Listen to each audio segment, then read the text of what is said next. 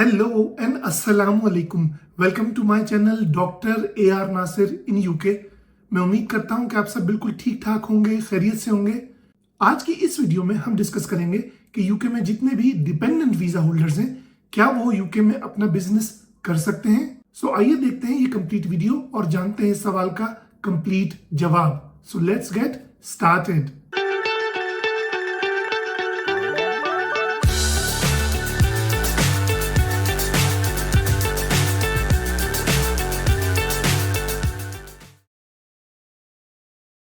Welcome back everyone. वो लोग जो इस चैनल पे पहली बार आ रहे हैं उनको मैं बताता चलूं कि my name is doctor Abdurrahman Nasir and I am here working in UK as a senior lecturer in public sector university.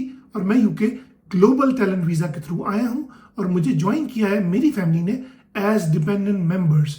वो तमाम लोग जो मेरी वीडियोस देख रहे हैं उनका मैं बहुत ज़्यादा शुक्रिया अदा करता हूं और मैं साथ ही साथ आपसे रिक्वेस्ट करता हूं कि वो तमाम लोग जो मेरी वीडियोस को विदाउट सब्सक्राइबिंग देख रहे हैं, प्लीज़ वो मेरे चैनल को सब्सक्राइब कर दीजिए ताकि मैं अपनी चैनल की रीच बढ़ा सकूं और आपके लिए मजीद मोटिवेटिंग और इंफॉर्मेटिव कंटेंट बना सकूं। So let's move on to the subject of this video. So आज की वीडियो में हम डिस्कस करेंगे कि यूके में जितने भी ऐसे लोग हैं जो कि वीजा होल्डर्स हैं on dependent category, which means कि वो किसी भी मेन वीजा होल्डर के डिपेंडेंट के तौर पर यूके आए हुए हैं, चाहे वो किसी स्टूडेंट के डिपेंडेंट हैं, चाहे वो किसी स्किल वर्कर के डिपेंडेंट है, चाहे वो हेल्थ केयर वर्कर के डिपेंडेंट है या किसी ग्लोबल टैलेंट या किसी भी और कैटेगरी के वर्कर के डिपेंडेंट के तौर पर यूके में रह रहे हैं। वो तमाम लोगों के लिए ये वीडियो बहुत यूजफुल है क्योंकि आज मैं उनको बता रहा हूं कि वो यूके में अपना बिजनेस कर सकते हैं। Yes, you heard that right. वो तमाम लोग जो यूके में डिपेंडेंट वीजा होल्डर्स के तौर पर रह रहे हैं वो यूके में अपना बिजनेस कर सकते हैं because as per the UK visa and immigration office all the dependent visa holders have the right to live, study, work and establish a business in UK as long as the main visa holder remains in this country।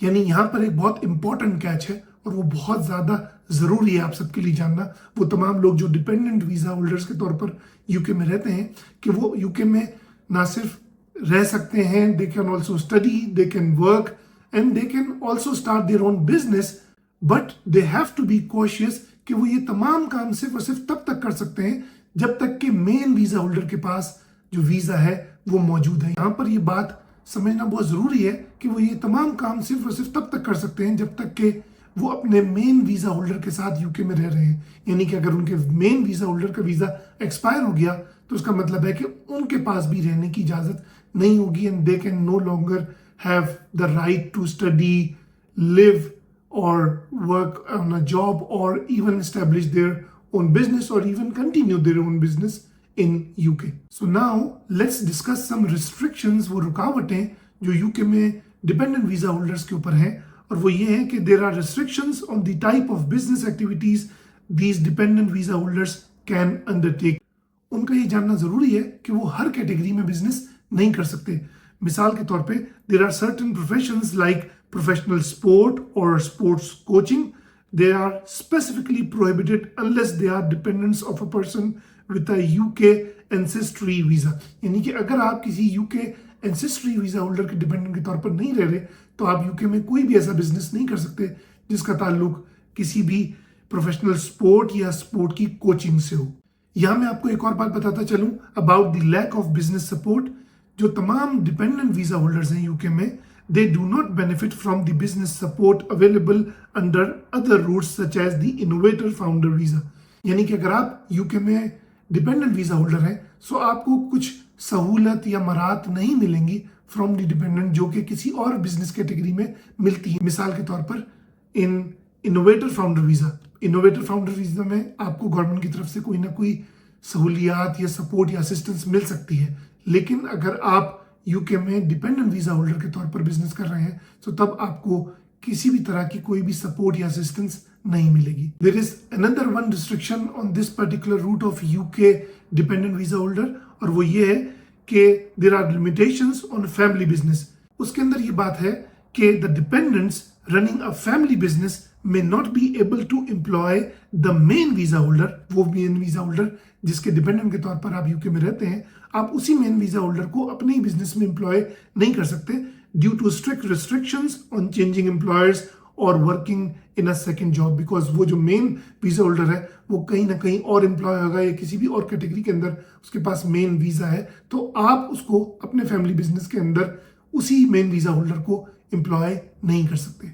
सो यहाँ पर हमने ये बात तो समझ ली है कि UK में जितने भी डिपेंडेंट वीजा होल्डर्स हैं वो यूके में अपना बिजनेस कर सकते हैं, but they have to consider certain requirements और सर्टेन लिमिटेशंस जो मैंने इस वीडियो में आपको बताई हैं।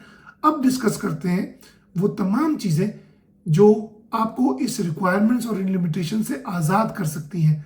ऐसी भी कुछ कंडीशंस हैं, कुछ ऐसे भी वीज़ा कैटेगरीज हैं जिसमें आप यूके डिपेंडेंट वीज़ा होल्डर की कैटेगरी से अगर स्विच कर जाए सो आपके ऊपर से ये तमाम रुकावटें, ये तमाम लिमिटेशंस, ये तमाम रिस्ट्रिक्शंस हट जाएंगी। तो सबसे पहला ऑप्शन जो इस कैटेगरी में हमारे पास मौजूद है that is the innovator founder visa.